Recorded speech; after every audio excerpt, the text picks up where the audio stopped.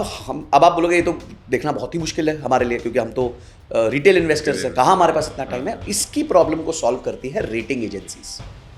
तो जितनी भारत में बड़ी बड़ी रेटिंग एजेंसीज हैं, जैसे क्रिसिल है, इक्रा है, और भी बहुत सारी कंपनीज है, इंडिया रेटिंग्स है, ऐसी बहुत सारी कंपनीज हैं जो रजिस्टर्ड कंपनीज हैं जिनका काम है रेटिंग करना। और वो रेटिंग जब करती हैं वो यही सारी चीजें देखती हैं, क्वालिटेटिव फैक्टर्स देखती हैं, क्वांटिटेटिव फैक्टर्स देखती हैं। क्वालिटी का मतलब जैसे मैंने बताया उसका व्यवहार, उसका कैरेक्टर, तो उसके बेसिस पे उसको रेटिंग मिलती है। और सेकंड क्वांटिटेटिव फैक्टर की भाई क्षमता भी है कि नहीं है। सर सेठ जी बहुत अच्छे हैं, बहुत अच्छे आदमी हैं, पर पैसे ही नहीं है, तो वापस कैसे कर देंगे, ठीक है। तो वो इसके हिसाब से कंपनीज को रेटिंग देती है। जनरली कंपनीज को रेटिंग ए या बी में मिलती है। ए में ए हो गया, ए माइनस हो गया, ए प्लस हो गया, डबल ए प्लस हो गया, ट्रिपल ए प्लस हो गया।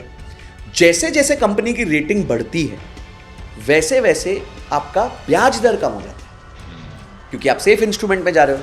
अब आप उधार दे रहे हो किसी नई एनबीएफसी को जिसको 5-7 साल हुए। अगर एग्जाम्पल देके बताना हो कि ट्रिपल ए किसको मिलेगा, जैसे फॉर एग्जाम्पल रिलायंस है, हाँ ठीक है, रिलायंस जैसी ऑर्गेनाइजेशन है, सालों साल से चल रही है, स्ट्रॉन्ग बैलेंस शीट है, सॉलिड एसेट कवर है। टाटा है जिसके कॉर्पोरेट गारंटी में दम है। टाटा जब उधार लेता है तो वो कोलैटरल थोड़ी रखता है, तो कॉर्पोरेट गारंटी रखता है। मेरा वचन शासन है, मैंने बोल दिया ना मैं ते दूंगा। ये होंगे ट्रिपल ए, ये है ट्रिपल ए प्रोडक्ट्स।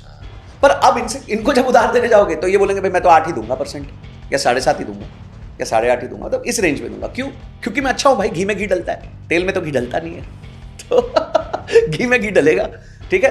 अब दूसरी लेयर आ जाएगी जो अच्छी कंपनीज है, बहुत टाइम से चल रही है, ठीक है, पर इतने बड़े कंग्लोमरेट्स नहीं है, रिलायंस और टाटा जितने बड़े या बिरला जितने बड़े, वो नेक्स्ट लेयर पे आ जाएंगे, वो डबल ए हो जाएंगे, ठीक है। तो इस तरीके से आप समझिए जिनके रोज आप नाम सुनते हैं बड़े बड़े बड़े कंपनीज के, वो आपके ट्रिपल ए कंपनीज हैं। और जो नई कंपनीज आती हैं फिर बी रेटिंग होती है, उसमें भी ट्रिपल बी होता है, बी प्लस होता है, बीबी प्लस होता है, बीबी माइनस होता है, ये अलग अलग तरह की रेटिंग्स होती है।